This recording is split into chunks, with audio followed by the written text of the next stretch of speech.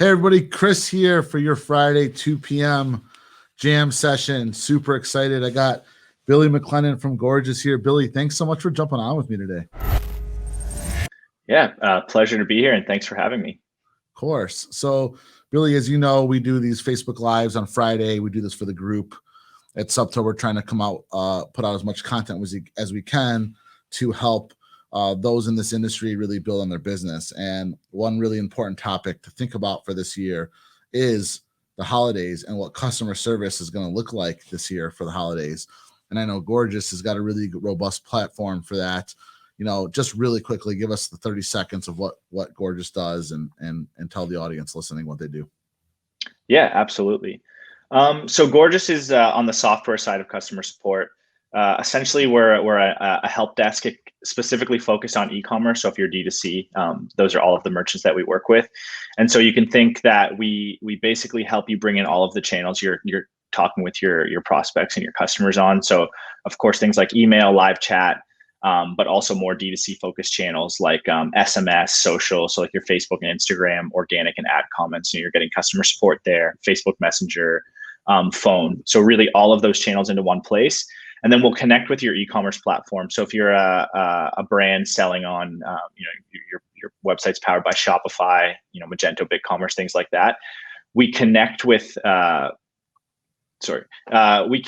those platforms to bring in all of your e-commerce data. So essentially, when you're working with a customer, regardless of the channel, you have access to every single data point to really personalize that response. And then, moving forward or going further through that, there's also a lot of machine learning and automations that you can do to really streamline and automate, a lot of the repetitiveness of customer support in e-commerce.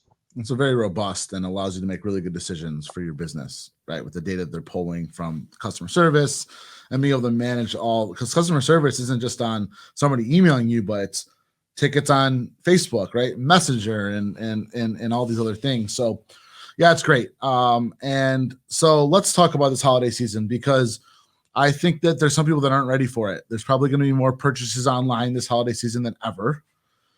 What are you seeing that some of the brands that you know really well that they're doing to sort of prepare for the holiday season this year?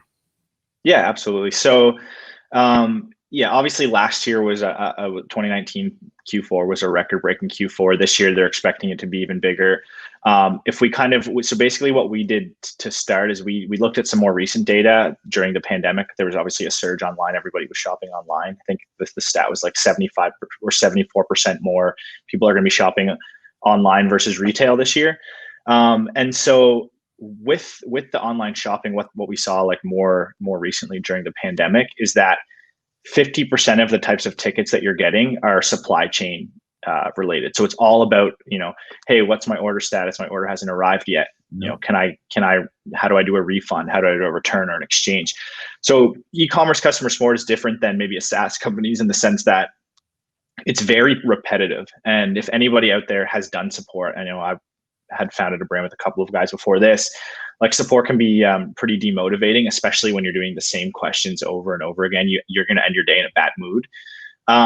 So a lot of brands, the good news with that is that, instead of necessarily being like, okay, I got to hire like 5 more people for the holidays to handle all of these, the increased volume of this repetitiveness is you can automate and you can, in a personalized way, a lot of those questions. So, those top 5 questions, like where's my order? How do I refund? How do I return? If you have the right technology in place, you can basically automate those. And then you can have your agents focusing on the pre-purchase related questions, the customer experience related questions, helping them drive, your agents can help that customer through the buying journey and actually convert sales versus answering like order status questions. And so you just made me think of something that I think a brand should be doing, and that's being more proactive with some of those things. So making sure that, like, we all know that they're probably getting an email when the order is complete, that maybe they're getting a tracking email, but maybe they need to do more updates in that. So another email when it's shipped, and then maybe when it's set to be delivered, right? So that like they're getting this sort of consistent communication via email from your company that's automated, which would then stop them from reaching out and asking you the questions. Is that something you see some companies do? Oh yeah, absolutely. I mean, that's one thing, and we're making a push on it too, is I think we like to call it self-serve.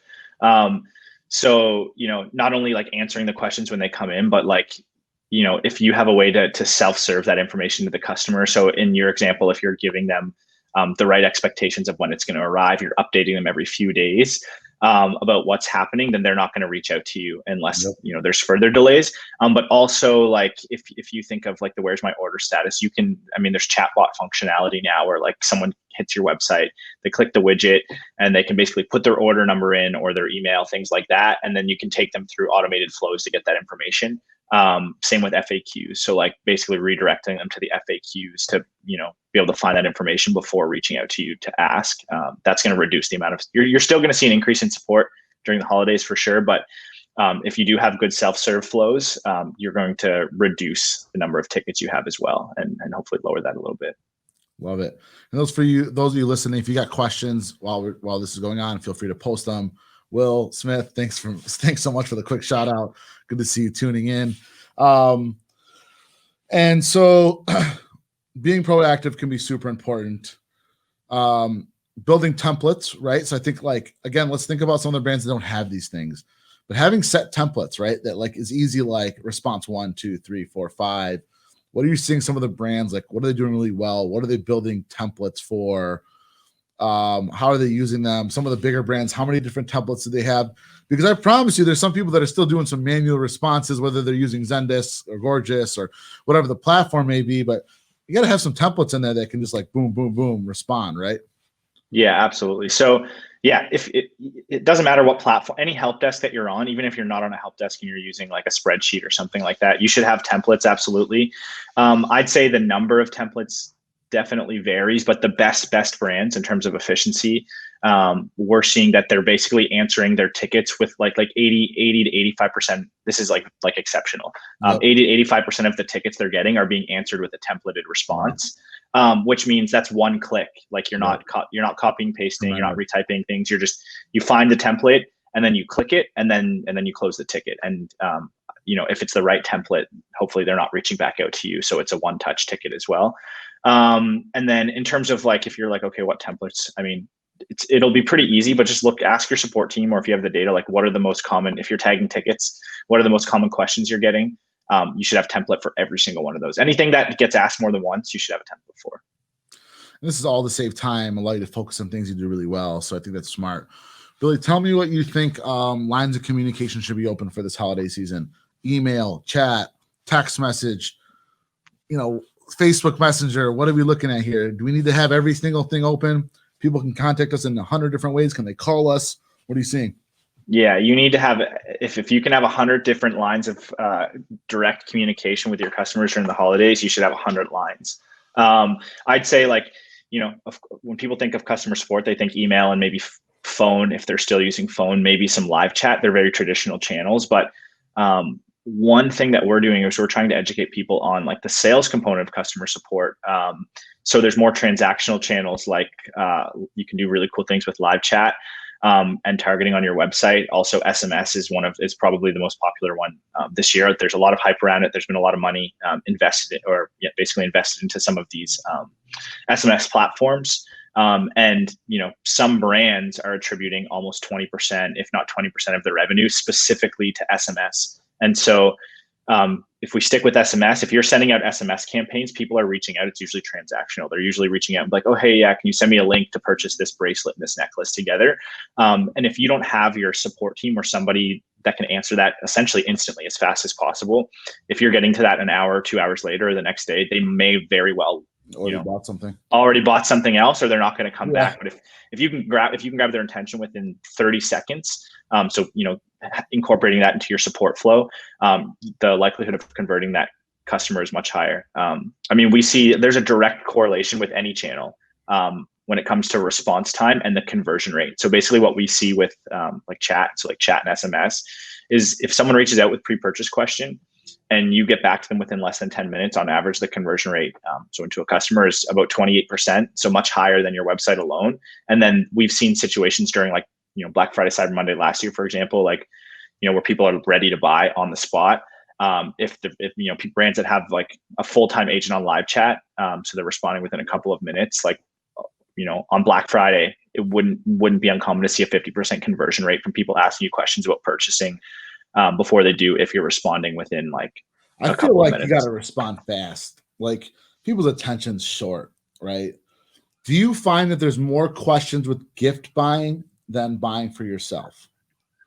That's a good question. I haven't actually looked at data on like questions for gift buying versus not gift buying, but we should pull that because I just thought of it right now, and it makes sense to me to think that, like on the surface, I think, well, somebody might ask more questions because they're buying it for somebody else, and maybe they're unsure. Maybe it's a size thing. What are they really going to get? And like a consumer buying it for themselves might have done a little bit more research ahead of time and know what they're purchasing. But then I go to the flip side, and it's like I just like buy, right? Like I'm not a shopper. Like I like see something and I think it's cool for somebody, and like boom, I'll buy it. If they don't like it, like let them return it, right?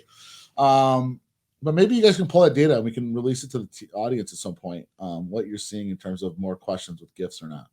Yeah, I mean that's a great point. And yeah, intuitively, I think if you're gifting, depending on the kind of buyer you are, yeah, it makes sense that like if there's uncertainty there. Like, are they going to like it? Does it fit them? Like, oh, what's the exchange policy? Like, if they need to exchange it, like, am I going to get a credit back, or am I going to get like my money back? So yeah, I'd imagine you're definitely going to be seeing more gifting related pre-purchase questions. The good thing, like I said, is like if customer support doesn't have to be this like, oh, it's a cost center for my company. It's just hurting my bottom line. Like if people are reaching out to you, there's opportunities to convert them into a new customer or a repeat customer. So like the more customer support is actually going to help your business if you're doing it correctly on the purchasing side too. What do you think the number one question is going to be leading up to the holidays? I'm going to guess what I think, and I want to see what you think. What do you think question is going to be asked the most pre-purchase?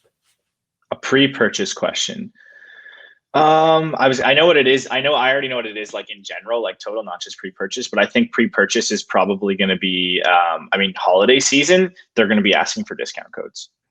Is a really common one. I mean, a lot of people might already have their discount codes kind of like, promoted on their website and their emails and stuff. But that, and probably if we're talking like fashion and apparel, it's going to be like exchange policy.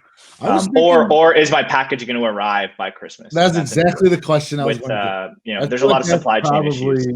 Going to be the number one question. So my recommendation is like make this abundantly obvious on your website. Like have a banner at the top, like order by noon on December 11th if you want to have it by Christmas. And because I think that that's probably going to be one of the top questions. And it's not hard to just add this to your website, eliminate that ticket coming in, eliminate them reaching out to chat. You don't get to it for 6 minutes, customer leaves, like get it up on the site quick. And I think that's probably going to be the number one question. And then, maybe direct them to your FAQs, move up in your FAQs, things about exchange and returns. But no, I'm glad you said that. I think that's what's going to be the number one question this year. But for sure. Absolutely. That's one of the, interesting. I've like talked to a few brand founders, like a decent amount over the past month, and a lot of them aren't really changing their strategies this year. I'm like, hey, are you doing it? Everyone's like, is it going to be different this year compared to last year? I think the one common thing that, I think people are still focusing on the Black Friday, Cyber Monday weekend. They're still focusing on like Christmas.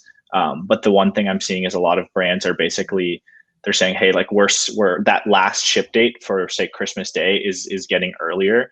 So yeah, definitely like, making sure you set that expectation, because on the other end, if it's not clear and they don't get it for Christmas, you're going to get a bunch of negative customer support coming in. Is it Cyber Friday and Cyber Monday now? Is it Cyber Friday? I'm just calling it Black Friday. Right now, Black Friday was predominantly when you went out in store. Yeah. I'm wondering, is it Cyber Friday, Cyber Monday? And I'm wondering what you're going to see. And I feel like it's always tricky with the online presence, right? Like, which one do you do a better deal on? I think they should be different offerings, probably. And I think it's important for those of you watching, get on some of these publications. Make sure you're in that conversation for deals for Black Friday and Cyber Monday. People are going to be gift shopping, and they're going to be doing a lot of it online. So this was awesome. Billy, I know that you guys are going to be at SubSummit. You guys are talking there. You have a booth. You've been a huge supporter this year. I want to encourage all of you that are watching, come to SubSummit next week. It's free to get tickets. You got questions for Billy and the Gorgias team about customer support tickets and their platform. You'll be able to chat with him there. He's got a really good session as well.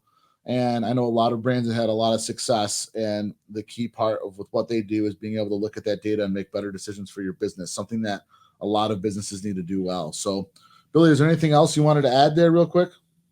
No, I think you did a great job. I would definitely say, yeah, like make sure you, everyone's thinking about marketing and ad spend and sales, like growing sales, but like don't underestimate like putting resources into customer support, because yeah, like people, like if people have, most people, it's over half of people, if they have a bad experience with your customer support, they're not going to purchase from you again, or they're going to return your product. So yeah, make sure to be prepared. Like we're expecting like about an 80 to 100% increase in support volume for most brands across most verticals. So yeah, be prepared for that influx. Make sure you have the right efficiencies. If you have to hire the staff now, things like that. Yeah. Billy, you're awesome. Thanks, man. Yeah, appreciate it.